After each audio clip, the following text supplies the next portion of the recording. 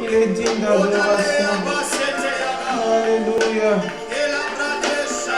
Alléluia. Il est digne d'adoration. Notre Seigneur est digne. Alléluia. Alléluia.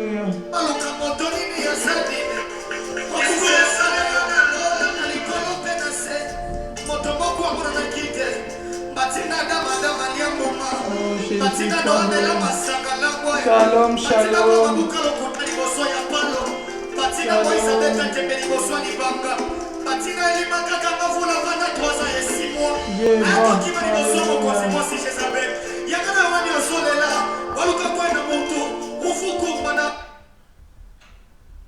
Gloire à Jésus, nous rendons grâce à Dieu pour la grâce qu'il nous accorde d'être encore là.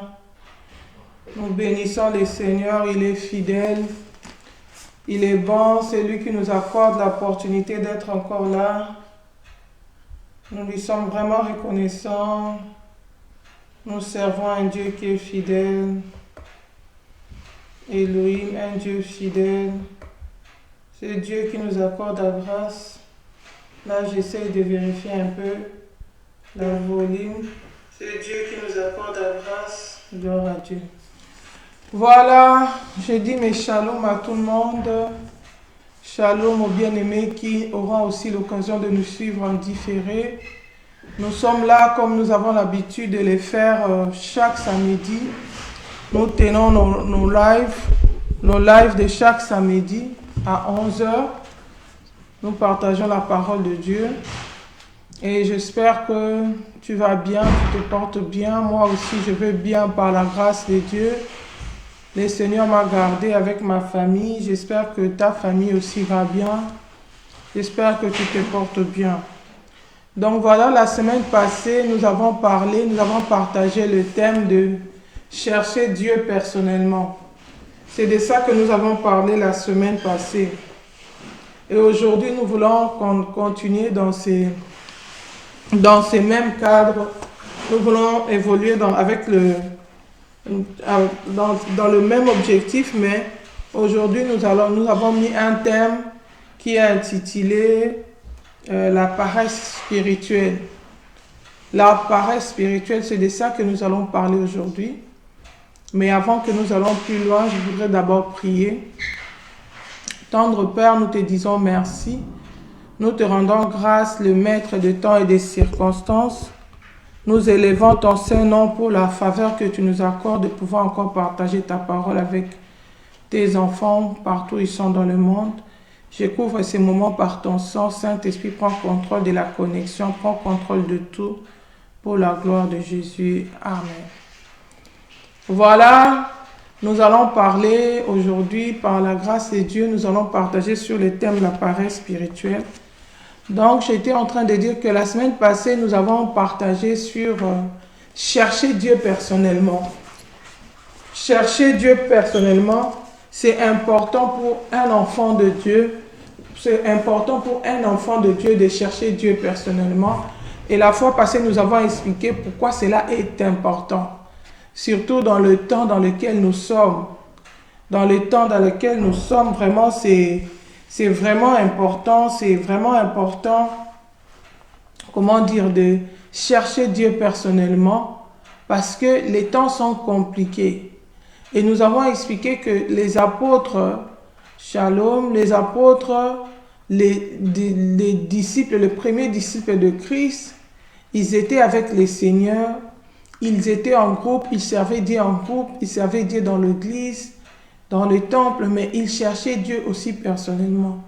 D'ailleurs, nous avons donné l'exemple de Jean-Baptiste qui a fait son ministère même en dehors de l'église. Et nous avons comment le Seigneur l'a croisé là-bas. Et nous avions aussi parlé de la femme samaritaine, comment le Seigneur lui avait dit que ce n'est plus un problème de lieu.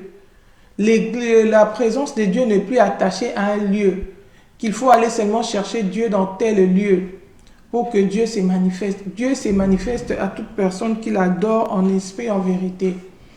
Et nous avions commencé par dire qu'au temps où nous sommes, l'Église prend plusieurs formes. Alléluia.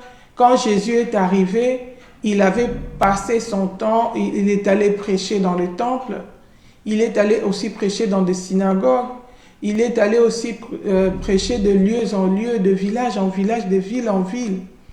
Mais en dehors de l'œuvre, du service que le Seigneur faisait, il avait aussi ses moments personnels de prière. La Bible nous montre l'exemple de Jésus-Christ. Après avoir prêché, il s'est retiré dans le lieu désert pour prier. Il passait la nuit dans le lieu désert pour prier. Il avait l'habitude de se retirer à l'écart pour prier.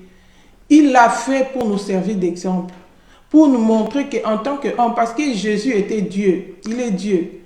Mais c'est puisqu'il avait revêtu la chair, qu'il était maintenant limité, shalom ma soeur Pauline, qu'il était maintenant limité comme un homme. Il avait besoin de recourir à la prière. Il a fait pour nous montrer l'exemple. Et nous avions dit que surtout dans les temps dans lesquels nous sommes, ce sont des temps vraiment compliqués où chercher Dieu personnellement doit avoir une part importante dans la vie chrétienne. Parce que l'Église passe tellement par des persécutions, par des situations, qu'aujourd'hui, la présence de Dieu n'est plus dans les églises. À l'époque, quand il y avait l'arche de l'Alliance, quand Israël allait prier, quand ils allaient dans la présence de Dieu, dans le temple, il y avait la présence de Dieu. Et les gens devaient, là on allait pour rencontrer Dieu à l'église. Mais à cause du péché qui a augmenté, et nous avions vu que ça ne date pas d'aujourd'hui, cette histoire de l'abomination qui est établie dans le lieu saint, ça n'a pas commencé seulement à notre ère aujourd'hui. Même à l'époque de Jésus, la présence de Dieu n'était plus dans le temple. Déjà, si tu relis la Bible dans l'Ancienne Alliance, tu vas remarquer, le Seigneur amène le prophète Ézéchiel, il l'amène dans le temple pour lui faire voir les abominations qui se font dans le temple. Comment l'impudicité était entrée dans le temple, comment l'idolâtrie était entrée même dans le temple. Même si nous revenons en arrière, nous allons voir comment Dieu a tué les deux enfants du sacrificateur Élie, Ophni et Phiné. Dieu les avait tués, pourquoi? Parce qu'ils avaient abandonné la présence de Dieu. Ils marchaient dans le péché. L'arche, c'est pourquoi même le Seigneur avait permis que les Philistins puissent prendre l'arche. Pourquoi? Parce que l'arche devait représenter Dieu. La présence de Dieu était attachée à l'arche, mais l'arche devenait souillée. Pourquoi? Parce que les sacrificateurs qui travaillaient dans le temple ne craignaient plus Dieu. Ils volaient les offrandes. Ils faisaient aussi l'impudicité avec les gens dans les temples. Et on a même informé leur papa Élie, qui était sacrificateur à l'époque de Samuel. Il les a parlé, il les a dit, qu'est-ce que j'entends dire de vous, mes enfants? Ce que vous faites là n'est pas bien. Donc, bien aimé, quand il les a reprochés, et c'est alors que la colère de Dieu a fait que Dieu les a tués le même jour. Ils sont morts le même jour. Leur papa, leur père spirituel, leur papa biologique, qui est aussi leur père spirituel, qui les avait encadrés, parce que c'était les enfants biologiques d'Élie qui étaient devenus sacrificateurs après leur papa, parce que leur papa était vieux. Il était dans les temples, mais il avait déjà vieilli, il n'exerçait plus dans les temples en tant que sacrificateur. Mais ce sont ces enfants qui exerçaient dans le temple. Mais à cause de l'abomination, Dieu était en colère, il les a tués le même jour, ils sont morts dans la guerre et les ennemis ont pris l'arche qui représentait la présence de Dieu. Et Élie, en apprenant cette nouvelle, il s'est écroulé, il est mort dessus. Et la femme de Phiné même a accouché le même jour. Pourquoi? C'est à cause du temple qui était souillé. Et quand on passe de cette époque-là, on arrive à l'époque de Jésus, la Bible nous montre clairement comment Jésus, un jour, il était tellement en colère de ce qui s'est passé dans le temple. Il a pris les fouets, il a commencé à fouetter les gens dans les temples. Il y avait des vendeurs de pigeons. Aujourd'hui, l'église est transformée en autre chose. Il y avait des vendeurs de pigeons, des changeurs d'argent, des gens qui venaient faire leur commerce dans l'église, mais sauf la vie des prières, sauf la présence de Dieu. Alléluia. Jésus a dit, il est écrit que ma maison sera une maison de prière et non une caverne de voleurs, de tout ça. Il était tellement en colère. Pourquoi la présence de Dieu n'était plus dans le temple? Et quand Jésus s'entretient avec la femme samaritaine, Jésus informe la femme samaritaine, Jésus lui dit, il y aura, l'heure vient et il est déjà venu, où les véritables adorateurs adoreront le Père en esprit et en vérité. Ça ne sera plus ni à Jérusalem, ni à Samarie, ni à Jérusalem dans le temple, ni sur la montagne. Mais c'est là où on doit adorer Dieu en esprit et en vérité. Ce n'est plus le lieu qui compte, mais c'est l'état de la personne qui cherche Dieu. Et nous voyons dans le livre de Matthieu, Jésus dit, si tu veux prier, entre dans ta maison, prie Dieu dans les secrets. Cela ne veut pas dire que si tu pries Dieu dans la montagne, il ne va pas écouter. Shalom, pasteur Noël. Ce n'est pas que si tu pries Dieu dans la montagne, il ne va pas écouter. Cela ne veut pas dire que si tu pries Dieu, il faut seulement que tu pries Dieu dans la maison, non. Ce qui compte aujourd'hui au temps où nous sommes, c'est la personne qui adore Dieu. La Bible dit, offrez vos corps comme des sacrifices vivants, sains et agréables. La Bible nous montre l'exemple de Caïn et Abel, de deux personnes qui sont parties adorer Dieu. La Bible nous montre que quand ils sont partis adorer Dieu, Caïn a mis son offrande et son frère aussi, Abel, a mis son offrande. Ils sont allés rendre un culte devant le Seigneur. Mais la Bible dit que le Seigneur a regardé un regard favorable sur Abel et sur son offrande. Pourquoi? Parce que Abel était favorable à l'Éternel.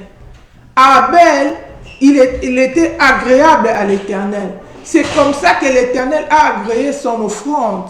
C'est comme ça que son culte a été agréé. Et la Bible, aujourd'hui, nous n'allons plus présenter des offrandes. Mais quand nous allons dans la présence de Dieu, c'est tout un culte que nous faisons à l'égard de Dieu. Et la personne qui cherche Dieu doit d'abord, premièrement, lui-même s'offrir comme une offrande au Seigneur. Lui-même doit d'abord, la personne elle-même doit d'abord être agréable à Dieu. La Bible nous dit, dans Romains 12, dans le livre de Romains 12, Romains chapitre 12, verset 1, la Bible nous dit quoi? De nous offrir nous-mêmes, alléluia, comme des sacrifices vivants et agréables. La Bible dit dans Romains 12, verset 1, la Bible dit, « Je vous exhorte donc, frères, par les compassions de Dieu, à offrir vos corps comme un sacrifice vivant, saint, agréable à Dieu, ce qui sera de votre part un culte raisonnable. » Bien-aimés, pour l'instant, ce n'est plus le lieu qui compte, ce n'est plus l'endroit qui compte où on prie Dieu, mais c'est les personnes qui viennent dans la présence de Dieu. Ces personnes-là doivent rendre un culte qui est agréable à Dieu. Ils doivent eux-mêmes être des sacrifices de bonne odeur devant le Seigneur. Eux-mêmes doivent être agréables au Seigneur. C'est comme ça que ils vont rendre un culte qui est agréable à Dieu. C'est ça le culte le plus important. Et nous avions dit qu'aujourd'hui, l'Église traverse tellement de moments. Nous avons vu à l'époque de Jésus, c'était compliqué. Il y a un moment où il s'était parti dans le temple. Et dans le temple, si on remarque, c'est l'endroit où Jésus-Christ était le plus persécuté, c'était dans le temple. Et à un moment, il n'allait plus dans le temple.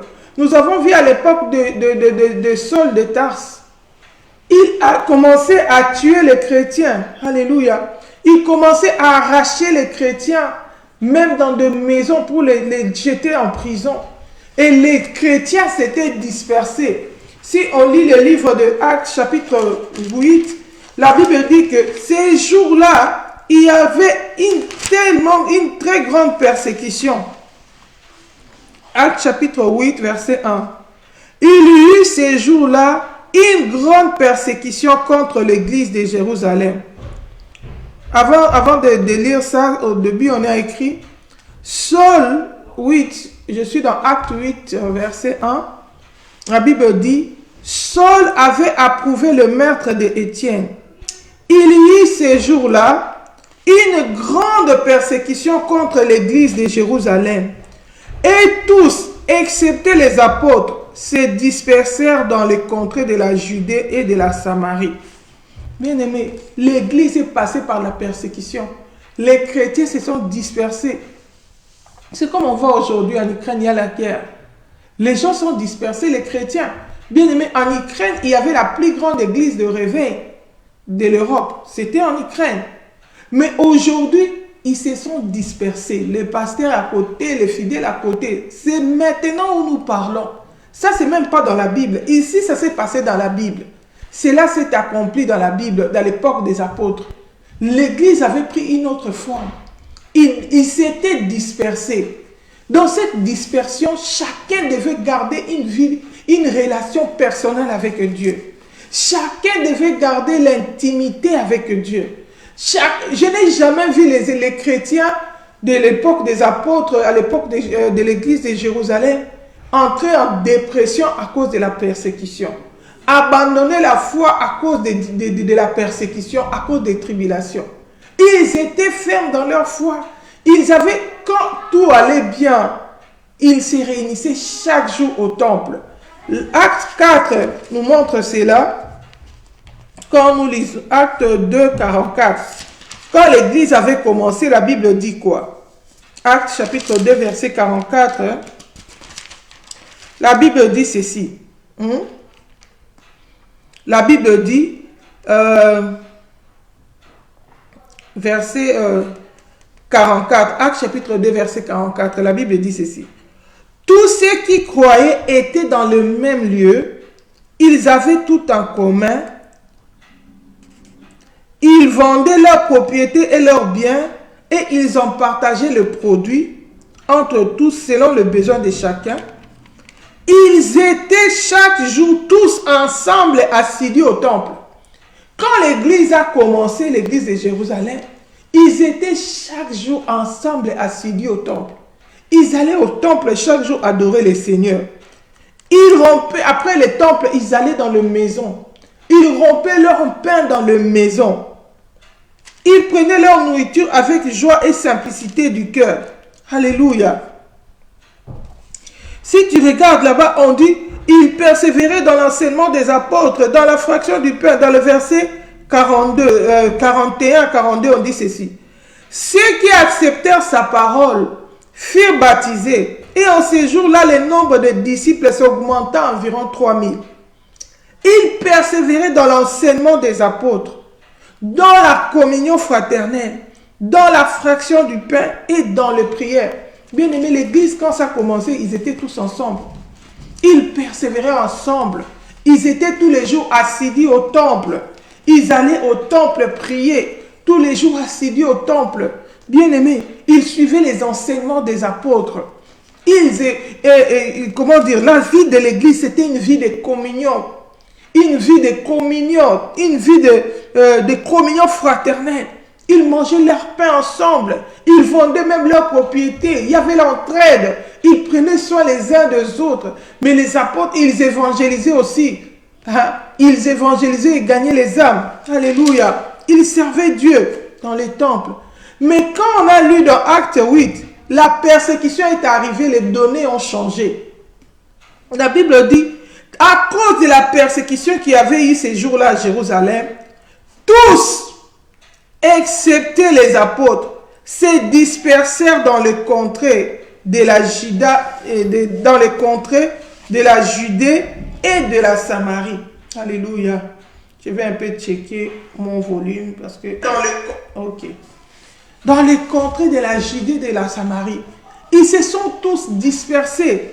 Pourquoi? À cause de la persécution. Et aujourd'hui, nous voyons les temps aussi qui sont compliqués. J'ai donné tout à l'heure l'exemple de l'église de l'Ukraine. Aujourd'hui, ils sont dispersés à cause de la persécution. Bien aimé, si tu n'avais pas l'habitude de chercher Dieu personnellement, tu étais paresseux, comme les chrétiens d'aujourd'hui sont devenus des paresseux spirituels. Ils ne veulent plus entretenir une vie personnelle, une intimité personnelle avec Dieu. Ils veulent qu'on fasse tout pour eux. Même pour un petit mot de tête, c'est le pasteur qui doit prier pour lui. Même pour chasser un démon, je ne dis pas que le pasteur ne doit pas prier pour les malades. Ils doivent le faire. Mais je suis en train de dire que ce n'est pas seulement le pasteur qui a eu le pouvoir de prier sur les malades. La Bible dit, tous ceux qui croiront en mon nom, hein, voici je vous ai donné le pouvoir de marcher sur les serpents, les scorpions, sur toute la puissance de l'ennemi. En mon nom, vous imposerez les mains aux malades et les malades seront guéris. Ça, c'est une promesse que le Seigneur n'a pas donnée aux pasteurs, ou n'a pas donnée seulement aux apôtres. C'est une promesse que le Seigneur donne à toute personne, tout enfant de Dieu qui les reçoit comme son Seigneur et Sauveur. Alléluia. Aujourd'hui, je ne sais pas si c'est hier, j'ai partagé avec je ne sais plus si c'était mon conjoint ou une soeur avec qui j'ai l'habitude de partager. Je lui dis, aujourd'hui, les gens, quand on fait l'évangélisation, c'est en public qu'on le fait. Comment dire, c'est avec des caméras. À l'époque où nous avons reçu Jésus, nous allions évangéliser de maison en maison. Il n'y avait pas de caméras. On ne le faisait pas pour la gloire des hommes. On ne le faisait pas pour que les hommes nous voient. On le faisait pour Dieu, par obéissance à la parole de Dieu. Et on ne voulait pas recevoir la gloire parce qu'on avait un verset qui nous accompagnait. La Bible nous dit, tout ce que nous faisons, quand nous faisons l'œuvre de Dieu, nous devons dire que nous sommes des simples serviteurs, des simples instruments. Toute la gloire doit rester pour Jésus. Et alors on le faisait dans l'anonymat. On exerçait la compassion, l'évangile dans l'anonymat. On allait des hôpitaux en hôpitaux, des maisons en maisons évangéliser. On ne demandait pas l'offrande. Ce n'est pas comme aujourd'hui, l'évangélisation aussi a changé de forme. Alléluia. Je ne dis pas que si quelqu'un part évangéliser, on lui donne une offrande, c'est un péché. Je n'ai pas dit ça. Parce que la Bible dit que quand Jésus avait envoyé les apôtres, les disciples, il avait dit n'amener ni bourse, ni pas de provision. Là où vous allez entrer, partout où vous irez, s'il y a une maison de paix, si on vous reçoit, entrez dans la maison. L'ouvrier mérite salaire. Bien aimé, Jésus avait envoyé comme ça les disciples. Mais il y a eu un moment aussi à cause de la persécution.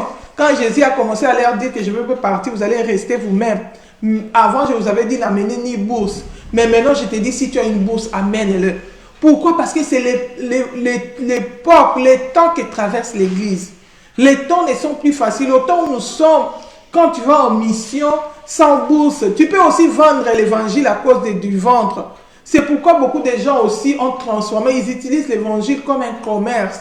Pourquoi? Parce qu'ils ont besoin d'argent et ils commencent à voir pour Dieu leur ventre.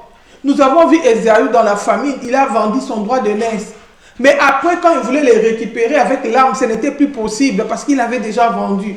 Aujourd'hui aussi, il y a beaucoup de missionnaires qui ont vendu leur droit de naissance. Pourquoi? Parce qu'ils étaient partis sans bourse. Oh bien-aimés, je suis en train de nous dire que nous vivons des temps compliqués, les temps de la fin.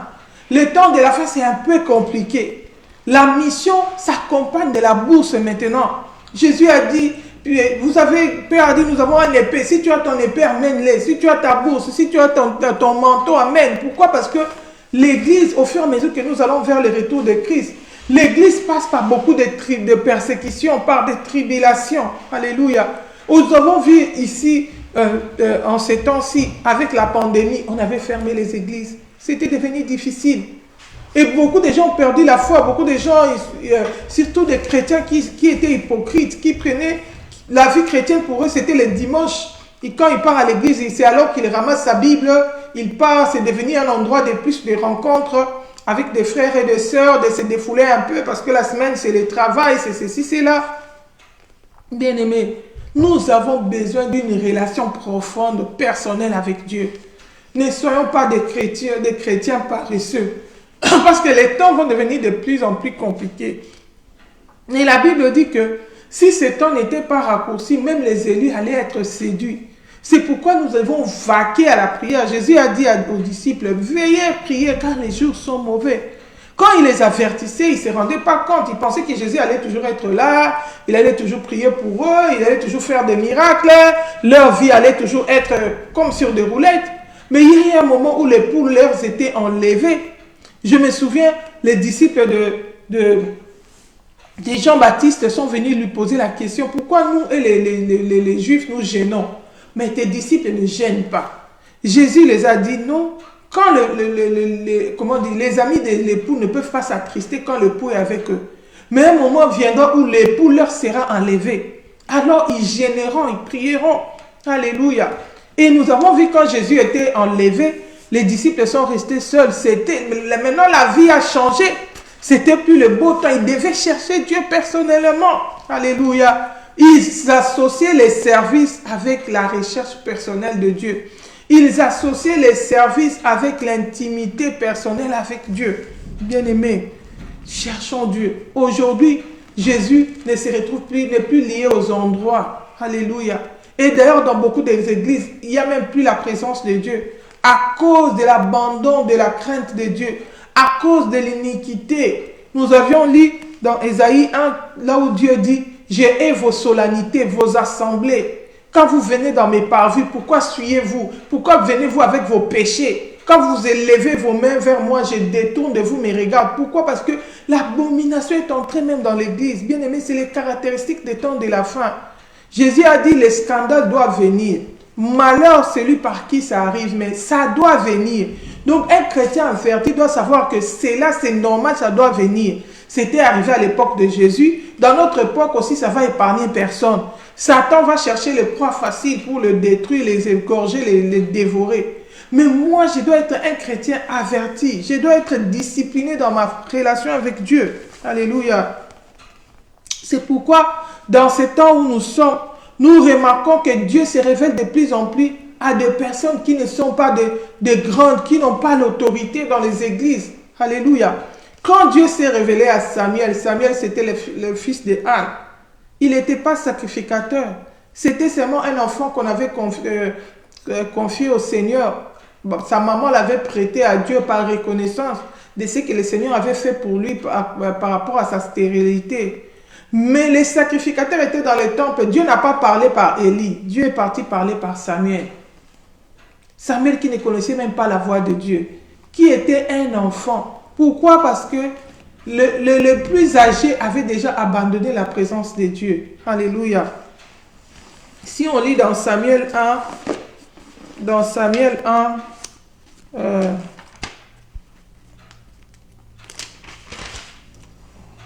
Dieu nous fasse grâce. Samuel chapitre 1. La Bible dit... Non, je pense que ça doit être chapitre 2. Si je ne me trompe pas. Chapitre...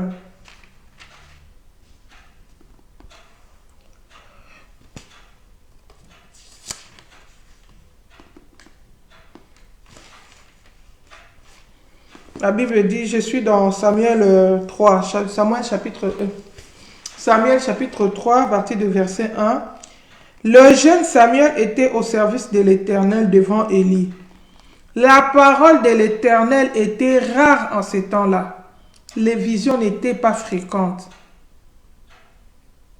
En ce même temps, Élie, qui commençait à avoir les yeux troubles, ne pouvait plus voir, était couché à sa place. Et la lampe de Dieu n'était pas encore éteinte.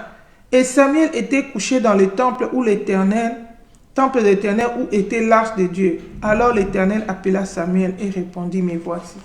Bien-aimé, Dieu commence, autant où nous sommes, Dieu commence à se révéler même dans les petits enfants. Pourquoi? Parce que les grandes personnes lui ont tourné le dos.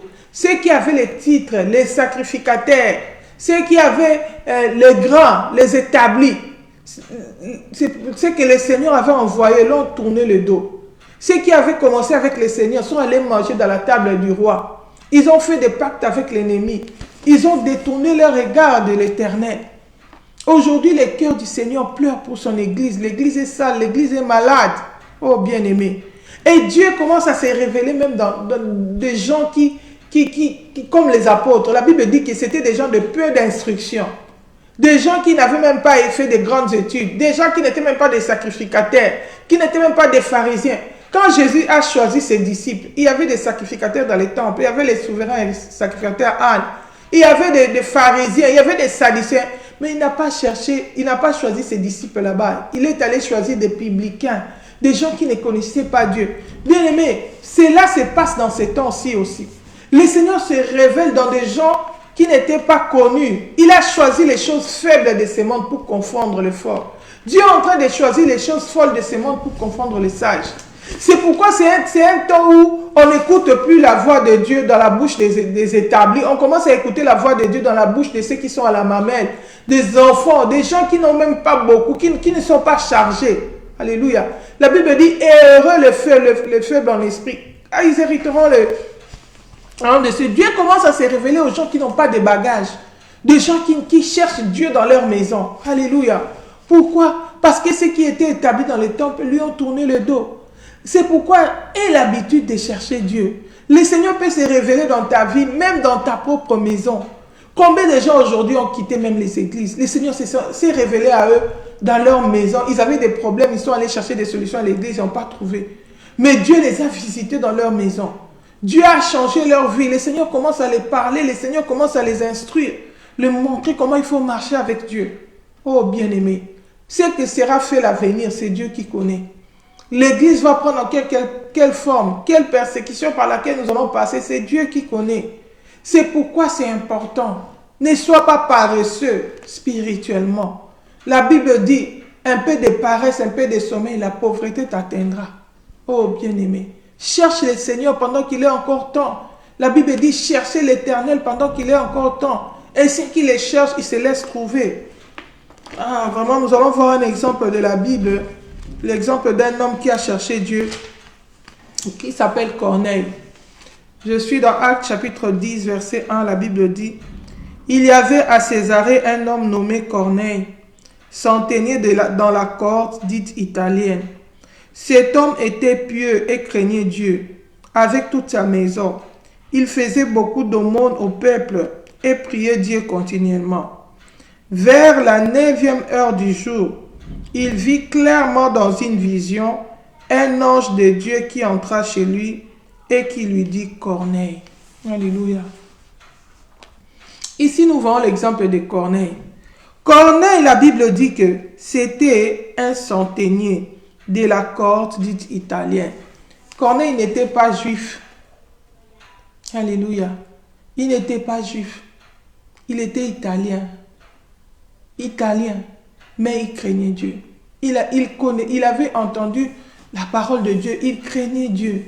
Alléluia. La Bible dit qu'il craignait Dieu avec... cet homme était pieux et craignait Dieu avec toute sa maison. Bien-aimé, il est dans sa maison. Bien-aimé, dans l'ancienne alliance, les étrangers n'allaient pas dans les temples. C'est les Juifs qui allaient adorer dans les temples, qui avaient accès dans les temples. La Bible dit que nous étions étrangers aux alliances. Nous n'avions pas droit, nous n'avions pas de part aux promesses. Mais de deux hommes anciens, Jésus n'en a fait qu'un seul homme. De deux peuples anciens, il n'en a fait qu'un seul peuple. Il a brisé les murs de séparation qui subsistaient entre nous et Dieu, qui nous empêchaient d'entrer dans la présence de Dieu. Nous qui n'étions pas des Juifs, nous avons eu la grâce. C'est vrai que le salut vient des Juifs, mais au travers de Jésus, au travers de l'œuvre de la croix, quand il a rendu l'âme, la Bible dit que le rideau de temple s'est brisé en deux. Nous avons eu droit l'accès jusque dans le lieu saint au travers de Christ, au travers de son sacrifice. Et maintenant, la Bible dit que quiconque invoquera le nom de l'Éternel sera sauvé. Corneille ici, il invoque le Seigneur, il cherche le Seigneur, il n'est pas juif, il est italien. Mais le Seigneur s'est révélé dans sa vie. Il a été parmi les premiers chrétiens à donner la vie à Dieu, à se convertir. C'était Corneille. Le premier païen à se convertir. C'était Corneille. Pourquoi? Parce que les païens, c'était ceux qui étaient des non-juifs. On les appelait les gentils, les païens. Corneille a été parmi les premiers à se convertir. Comme il avait un bon cœur, comme il cherchait le Seigneur, il était pieux. Il craignait Dieu. La Bible dit que avec toute sa maison, et il faisait beaucoup d'aumônes au peuple. Aujourd'hui, nous voyons même des sacrificateurs, des serviteurs de Dieu. Ils ne craignent pas Dieu avec toute leur maison. Peut-être c'est le papa qui prie, mais la femme fait autre chose. Les enfants font autre chose.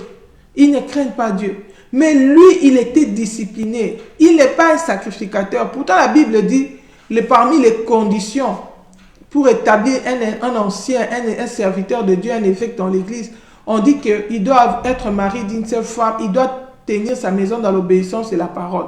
Mais lui, il n'est même pas serviteur de Dieu, selon les hommes. Parce que le vrai serviteur de Dieu, c'est Dieu qui connaît. Il n'était pas établi, disons ça comme ça, mais il craignait Dieu. Non seulement lui, la Bible dit, avec toute sa maison, il faisait beaucoup d'aumônes au peuple. Ses œuvres parlaient. Et il priait Dieu continuellement. Bien-aimé, Corneille avait une vie de prière continuelle. Il cherchait Dieu, il priait Dieu continuellement. Dans sa maison, dans le secret, il priait Dieu continuellement. Et Dieu est allé les visiter dans sa maison. Bien-aimé, la Bible dit, vers la 9e heure du jour, il vit clairement dans une vision. Bien-aimé, pour voir dans une vision, il faut être en prière. Alléluia. Il a une vision. Il priait Dieu continuellement dans la présence de Dieu. Et Dieu s'est révélé dans sa vie. Dieu n'a pas dit, ah, c'est Corneille. C'est Corneille, lui, il n'est pas juif. Non, la Bible dit, il n'y a ni juif, ni grec, ni libre, ni esclave, ni homme, ni femme. En Christ, nous sommes un. Dieu ne fait exception de personne. Si tu le cherches d'un cœur sincère, il va se laisser trouver. Il a dit, vous me cherchez, mais vous ne me trouvez pas parce que vous ne me cherchez pas avec un cœur sincère. Alléluia. La Bible dit que celui qui invoque le nom de l'Éternel s'éloigne de toute iniquité. Tu ne peux pas dire, je suis enfant de Dieu, je cherche Dieu. Mais tu vis dans le péché, dans l'iniquité.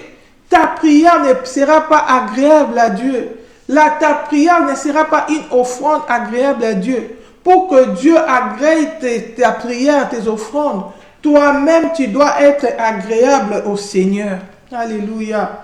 La Bible dit, Dieu a vu l'honnêteté de Corneille. Dieu s'est révélé dans sa vie. Aujourd'hui, le Seigneur, la Bible dit, si vos serviteurs, si vos servantes, si vos fils et vos filles, je répandrai de mon esprit. Bien-aimé, toute personne qui cherche Dieu dans la vérité, Dieu se laissera trouver. Tu vas écouter la voix de ton Père. Il va se révéler dans ta vie. Ça va te donner la force d'affronter l'extérieur, d'affronter les tempêtes qui sont dehors, d'affronter les persécutions qui sont dehors, d'affronter les souffrances qui sont dehors. Tout cela n'est possible que quand on est déjà fort dans les secrets. On cherche déjà Dieu dans l'intimité. Le Seigneur va même t'avertir des événements qui vont venir. Il va te donner une ligne de conduite. Je me souviens avant que la pandémie de Corona commence. Pendant que nous, on était dans nos prières, on cherchait Dieu. Le Seigneur nous avait déjà parlé qu'il y aura un moment où on va fermer les frontières. Les gens ne vont plus aller là-bas, ils ne vont plus aller ceci. Il y aura la pénurie alimentaire. Achetez-vous des vivres, faites des stocks. Bien-aimés, comme on était dans la présence de Dieu, le Seigneur nous avait dit ça, on a écouté, on a acheté des vivres, on a fait des provisions dans la maison. J'ai même parlé à mes frères, j'ai dit, il faut faire des provisions. Voilà ce que le Seigneur nous a dit en prière. Bien-aimés, je me souviens quand cela s'est accompli en 2019 ou 20, comme ça. J'étais au travail. Ces jours-là, les gens fouillaient, allaient dans des supermarchés parce que mon bureau et l'entreprise où je travaillais, on était en face d'un supermarché. On voyait les gens accourir. Mais comment des coups de fil ont commencé à sonner? Il faut vous rester là-bas. On va fermer les supermarchés à cause de la pandémie. Ça fait on n'aura plus accès. On va fermer les magasins. Les gens accouraient, ils allaient acheter des histoires. Il n'y avait plus à vivre. Même les papiers hygiéniques, c'était devenu dilait, c'était compliqué. Mais moi, je ne pouvais pas sortir, j'étais au travail. On voyait les gens accourir, mais on ne paniquait pas. Pourquoi? Parce qu'on avait déjà écouté Dieu. On s'était déjà fait des provisions. Quand les gens accouraient pour acheter, nous, on avait déjà de quoi en réserve. On a acheté les petits minimums. Et c'est ce qui nous a permis de tenir. Pourquoi? Parce que quand tu cherches Dieu dans les secrets, le Seigneur va se révéler à toi. Il a dit qu'il ne fait rien sans le révéler à ses serviteurs. Nous voyons Abraham. Dieu va détruire Sodome et Gomorrhe. Dieu lui dit, cacherai-je vraiment à Abraham ce que je veux faire? Pourquoi? Parce qu'Abraham était l'ami de Dieu. Abraham avait une bonne intimité avec le Seigneur. Abraham avait la relation personnelle avec Dieu. Bien-aimé, entretiens une relation personnelle avec Dieu. Arrange ta vie chrétienne. Mets de l'ordre dans ta vie. Ne sois pas un chrétien charnel. Toi, la prière, aujourd'hui, il y a des gens qui pensent qu'ils peuvent acheter Dieu avec de l'argent. Non, lui, il va seulement donner les offrandes. C'est le pasteur qui doit prier pour lui. Non, le Seigneur a besoin d'entendre ta voix. Le Seigneur a besoin de toi. Il a plus besoin de toi que de ton argent. La Bible nous montre l'exemple de Caïn. Caïn est allé aussi offrir, mais Dieu n'a pas agréé son offrande. La Bible dit que l'offrande des méchants, c'est une abomination au Seigneur. Ce n'est pas que tu pars vivre dans l'impudicité et tu prends l'argent, tu sors avec des hommes, tu viens s'aimer à l'église. Cet argent-là, c'est de l'abomination devant le Seigneur. Si tes pasteurs prennent cet argent, c'est pour leur ventre. Mais devant le Seigneur n'agrée pas une telle offrande. Parce que c'est l'offrande du péché, c'est souillé devant les... Ça sent mauvais devant le Seigneur. Le Seigneur aime l'obéissance plus que les sacrifices. Oh. Aujourd'hui, bien, beaucoup de gens ne craignent pas Dieu. Combien des enfants de Dieu vivent dans l'impudicité, dans les concubinages, alléluia, dans la prostitution. Mais tu vas les voir, il va aller dans des... Oh, nous on était en prière, il finit d'aller en montagne, d'aller prier à la montagne, et puis il part, il sort avec des hommes. Il finit d'aller en montagne, prier, surtout les chantres, n'en parlons pas. Quand ils font des albums pour que les gens achètent, ils vont aller en prière et tout ça. Mais quand ils finissent, ils viennent, entre eux, ils vivent une vie d'impureté. Oh bien-aimé, le péché, ce n'est pas seulement l'impudicité. Ça peut être aussi la cupidité. La cupidité, l'amour de l'argent. Ça peut être aussi l'orgueil. Ça peut être aussi les habits impudiques qui ne glorifient pas le Seigneur. Bien-aimé, Jésus-Christ est en train de revenir. C'est un temps où nous devons quitter la paresse spirituelle.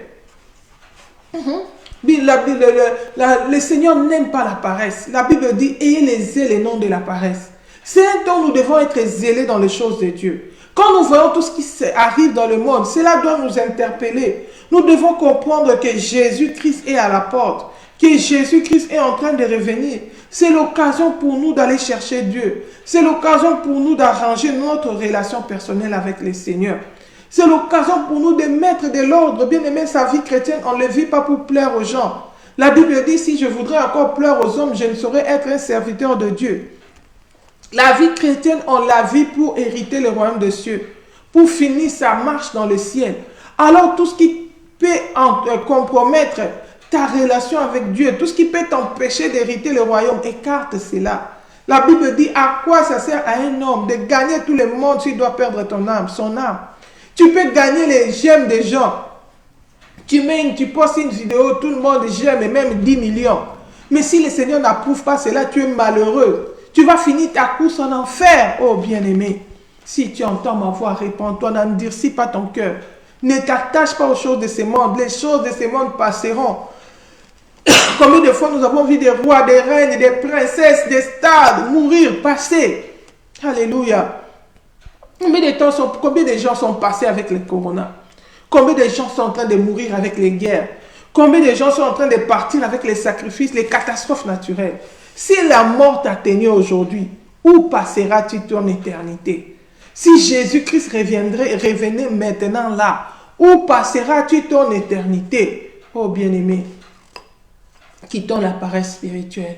Soyons éveillés, veillons et prions. La Bible dit, si le maître de la maison savait quand l'ennemi viendra, il n'allait pas dormir. Quand le voleur viendra, il allait veiller et prier. Vous aussi, puisque vous ne savez pas ni l'heure ni les jours, veillez et priez. Arrêtons de mener une vie chrétienne au brouillon, une vie chrétienne de péché. Comme une sœur qui me disait, elle a appris qu'une sœur est morte. Elle a dit, vraiment, cette sœur-là, elle est décédée. Est-ce qu'elle a eu le temps de se repentir avant de mourir? Bien-aimé, Dieu, on ne le trompe pas. Ce n'est pas que je mène ma vie dans le péché. Quand je vois maintenant que je suis près de la mort, je vais me repentir vite fait. Bien-aimé, avec Dieu, ça ne marche pas comme ça. Il est celui qui sonde les cœurs, qui éprouve le rein. Beaucoup de gens avaient pensé qu'ils allaient se repentir avant la mort. Ils n'ont plus eu le temps de se repentir. Tu ne sais pas. Tu peux mourir dans un accident. Tu peux mourir, tu pars dormir, tu ne te réveilles plus. Tu pensais que tu allais seulement dormir, mais tu ne t'es plus réveillé. Tu n'as pas eu le temps de réparer. Tu peux mourir d'une maladie. La mort peut te prendre dans n'importe quelle condition. Et si la mort n'intervient pas, l'enlèvement peut prendre aussi lieu. Mais ne rate pas l'enlèvement. Travaillons pour notre salut avec crainte et tremblement. Prenons notre vie au sérieux. Soyons encouragés dans notre recherche de Dieu. Que tu sois un simple fidèle. Corneille était un simple individu. Le Seigneur s'est révélé dans sa vie. Le Seigneur l'a visité. Il a cherché Dieu personnellement. Que ce soit tu es déjà un serviteur de Dieu, tu as déjà des grades, tu es déjà quoi? Cherche Dieu personnellement. C'est vrai, c'est bon de chercher Dieu dans la masse. dans la foule, mais ait une intimité personnelle avec Dieu. Et si on regarde seulement cette histoire de Corneille ici, dans Actes 10, la Bible dit, dans verset 9, la Bible dit, Actes chapitre 10, verset 9, excusez-moi, ma gorge chatouille un peu, la Bible dit, le lendemain, comme il était en route et qu'il approchait de la ville, Pierre monta sur le toit vers la 6e heure pour prier. Pierre est monté vers le toit pour prier. Il n'a pas dit que non, moi je suis déjà pasteur, moi je prêche déjà les gens, moi quand je prêche, le Seigneur se révèle à moi, le Seigneur. Pierre, il n'a pas dit ça. Bien aimé, aujourd'hui beaucoup d'hommes de Dieu, quand il était incognito, il n'avait pas de renommée, il n'avait rien, il cherchait Dieu, il avait l'intimité avec le Seigneur, il avait la vie des prières, Dieu s'est révélé dans sa vie, Dieu l'utilisait, mais il est resté dans le passé. Maintenant qu'il a déjà l'église, maintenant déjà qu'il a la renommée, la renom, il est déjà devenu quelqu'un. Maintenant, c'est les intercesseurs qui doivent prier pour lui. Beaucoup, ils abandonnent la vie des prières et ils abandonnent aussi l'évangélisation. Lui, il prêche déjà dans le micro, il ne peut plus aller de lieu en lieu. Jésus prêchait dans les temples et dans les synagogues. Il était aussi actif dans l'évangélisation dans la rue. Il allait aussi de maison en maison évangéliser, de ville en ville, de village en village. Ce n'est pas parce que je suis à l'Europe, je ne peux plus aller évangéliser dans le village. Quand on cherche des missionnaires pour aller dans le village, dans le lieu reculé, non, moi je ne vais pas aller là-bas. Mais quand on dit on cherche des missionnaires pour les États-Unis, moi, mettez mon nom dans la liste. Non, ça ce n'est pas travailler pour Dieu. Ça c'est chercher la gloire. Ça c'est rechercher le plaisir de ce monde, le confort de ce monde. Mais quelle que soit la position que Dieu t'a établie, priorise la mission, l'œuvre de Dieu. Alléluia. Jésus évangélisé, il ne négligeait pas ni l'évangélisation, ni la vie des prières personnelles. Il avait ça. Il connaissait son importance. C'est ce qui faisait sa force. Quand les autres dormaient, lui, il allait prier. Et quand la journée venait, il allait en mission. Il allait faire l'œuvre de l'Éternel. Et nous avons vu comment il a eu faim. Il n'était pas en jeûne, mais il s'est privé de la nourriture pour sauver la femme samaritaine. Les apôtres étaient étonnés. Ils ont posé la question, mais qui lui a donné à manger? Est-ce qu'il a mangé? Comment ça se fait qu'il avait faim? Maintenant, il est en train d'évangéliser, de parler avec cette femme. Combien de nous arrêtons? La Bible dit, pour un aliment n'est détruit par l'œuvre de Dieu. Ah, moi j'ai faim. Ah, tu commences à détruire l'œuvre de Dieu. Ah, on va gêner. Non, moi j'ai faim. Moi je ne saurais pas. Moi, mon estomac. Tu élèves ton estomac au-dessus de l'œuvre de Dieu. De l'œuvre de Dieu. Pourquoi? Parce que tu as le ventre pour ton Dieu. Tu peux être dépouillé, tu peux être ceci, mais le ventre, est-ce que tu as déjà discipliné ton ventre? Est-ce que ton ventre obéit déjà à la parole du Seigneur? Jésus-Christ n'avait pas dit que non, je suis déjà Dieu. Je suis déjà... Non, il évangélisait, il avait une vie de prière continuelle. Nous avons vu Corneille avait une vie de prière continuelle. Et ici, nous voyons l'exemple de Pierre. Pierre était déjà établi. Alléluia. La Bible dit au verset 9, le lendemain, comme ils étaient en route et qu'ils approchaient de la ville, Pierre monta sur les toits vers la 6e heure pour prier, seul dans la présence de Dieu. Pierre est monté vers le toit. Bien aimé, il y a des choses que le Seigneur ne te dira que quand tu seras seul dans sa présence. Il y a des choses que le Seigneur ne te dira jamais quand tu es en groupe. Il faut que tu restes seul dans sa présence. Il y a des rencontres qui impactent la vie, qui impactent le ministère, qui peut changer ton histoire. Mais ça ne se fait pas dans les groupes. Ça se fait seul dans la présence de Dieu. Quand tu cherches Dieu seul dans sa présence, c'est là que le Seigneur va se révéler dans ta vie. Alléluia. Pierre était apôtre, établi, reconnu par Jésus. Il était la tête dans l'église. Mais il évangélisait de maison en maison. Mais il cherchait aussi Dieu personnellement. Il n'avait pas négligé la vie des prières. La Bible dit ici, là-bas on a vu qu'il enseignait. Il persévérait dans l'enseignement des apôtres, dans la fraction du Père. Ils allaient au temple. Mais en dehors de ça, il avait une relation personnelle avec Dieu. Il avait une vie de prière personnelle avec Dieu. La Bible dit, Pierre monta sur le toit vers la 6e heure pour prier. Il eut faim et il voulut manger. Pendant qu'on lui préparait à manger, il tomba en extase. Il vit le ciel ouvert et un objet semblable à une grande nappe attachée par les quatre coins qui descendait et s'abaissait vers la terre. Bien-aimé, ministre de Dieu établi, mais il avait une intimité personnelle avec Dieu. C'est dans l'intimité avec Dieu que Dieu lui donnait des directives pour le ministère. Dieu lui donnait la ligne de conduite. Alléluia.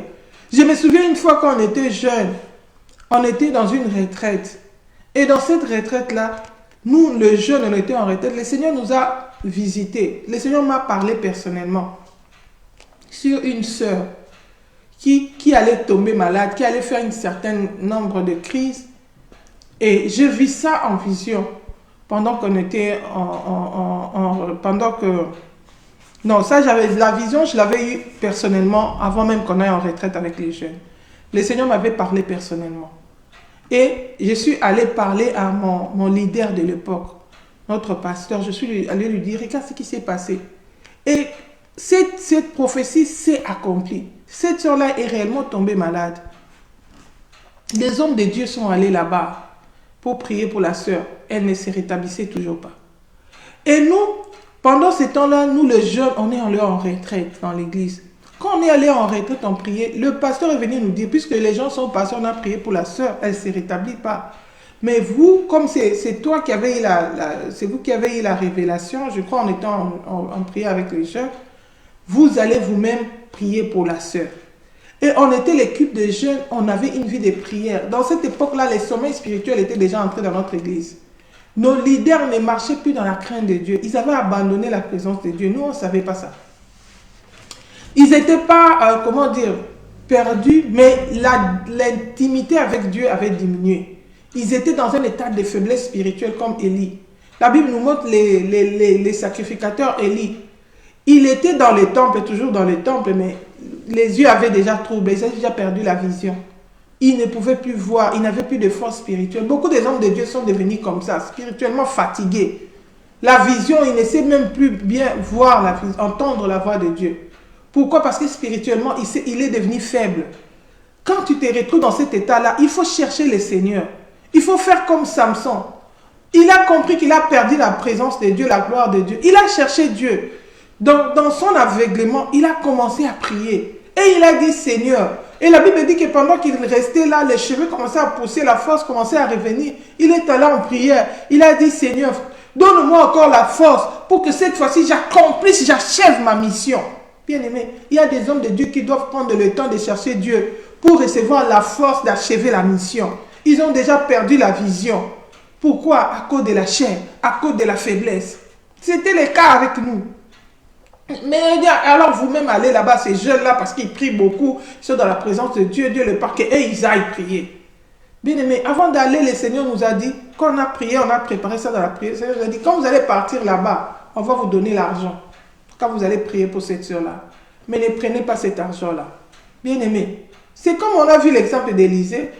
Élisée, il est allé, il a prié, Naaman est venu chercher la guérison. Mais l'Esprit lui a dit de ne pas prendre l'offrande. Mais Géasi, comme il n'était pas dans l'intimité avec le Seigneur, il marchait selon la chair, il avait le ventre pour Dieu. Il a vu que cet homme riche-là est venu avec beaucoup d'offrandes. Il a dit, comment Élisée peut le laisser partir comme ça? Il est allé mentir pour qu'on lui donne l'offrande.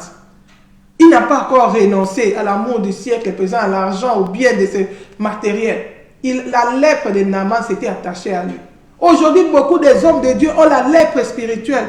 Pourquoi? Parce qu'ils sont allés vendre les dons, les grâces. Pourquoi? Parce qu'ils manquent d'intimité personnelle avec Dieu. Ils n'ont pas écouté Dieu dans les secrets pour que le Seigneur leur donne des directives sur l'accomplissement de la mission. C'est ce qu'ils vont faire.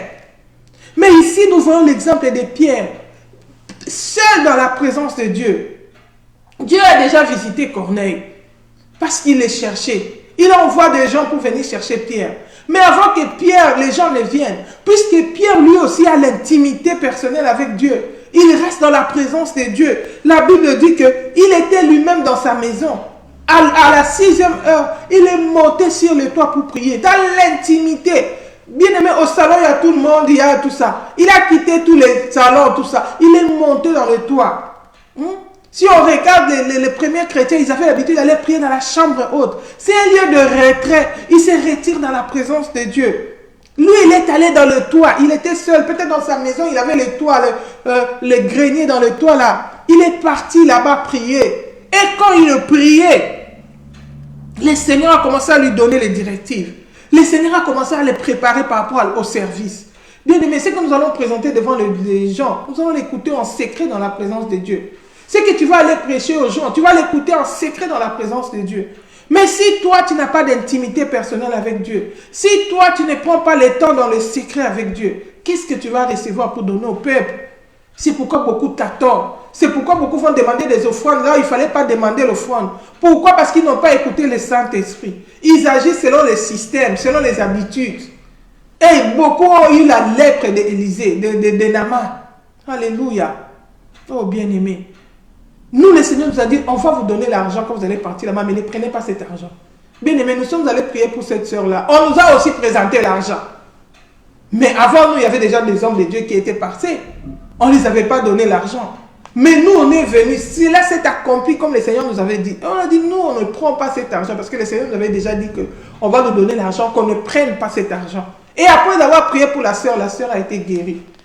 Aujourd'hui, je rends ces témoignages, ça fait déjà des années. Il n'y avait pas de caméra pour montrer ça. Comme aujourd'hui, on voit si quelqu'un est pris seulement, vite fait. Bien aimé, fais attention. Quelle est la motivation qui t'amène à le faire? Si c'est pour l'évangile, si c'est pour la gloire du Seigneur poussée par le Saint-Esprit, on dit gloire à Dieu. Mais si c'est pour sa propre gloire, attention. Fais très attention. La Bible dit tout ce que nous faisons, que nous ne puissions pas le faire pour la gloire des hommes. Pas pour que les hommes puissent nous applaudir, mais pour la gloire du Seigneur. Et nous devons le faire comme des simples instruments. Pierre a cherché la face de Dieu. La Bible dit que le Seigneur lui a donné des directives. Si on lit cette histoire jusqu'à la fin, on va voir comment le Seigneur lui avait parlé pour qu'il aille. Parce que le Seigneur introduisait quelque chose de nouveau dans son ministère. Aller prêcher aux païens. Le Seigneur commençait par lui donner l'exemple de la nappe pour qu'il comprenne que rien n'est qu'il ne puisse pas déclarer impur ce que le Seigneur déclare pur. Parce que Corneille, c'était un impur, c'était un païen. Mais le Seigneur avait choisi Corneille. Le Seigneur voulait se révéler dans la vie de Corneille. Et quand ces hommes sont venus, ils ont toqué à la porte, ils ont commencé à parler. Le Saint-Esprit a continué à parler à Pierre.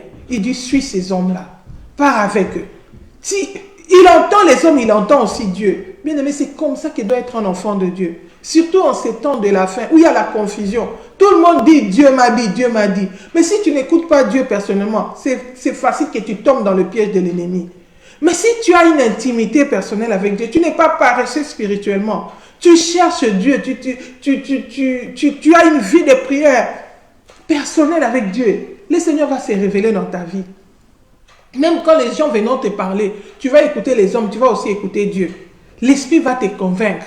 La Bible dit, quand ces hommes-là ont dit, l'Esprit lui a dit, pars sans hésiter avec ces hommes. Et quand il est allé exercer le ministère dans la maison de Corneille, l'Esprit a rendu témoignage. Le Saint-Esprit est descendu pour rendre témoignage que c'était la volonté de Dieu.